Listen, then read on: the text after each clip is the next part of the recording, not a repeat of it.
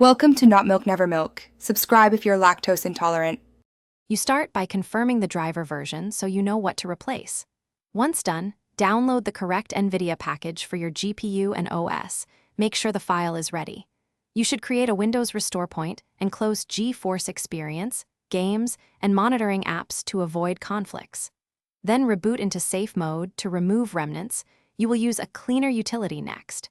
This prevents leftover files from blocking the overlay later. You now remove the old driver completely. Run the in safe mode and follow prompts until the system restarts. After reboot, right-click the Nvidia installer and choose Run as administrator to avoid permission issues.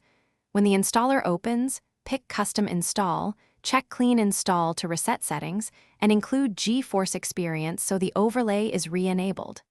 Let the installer complete, then restart. This sequence ensures a fresh driver environment that supports the overlay properly.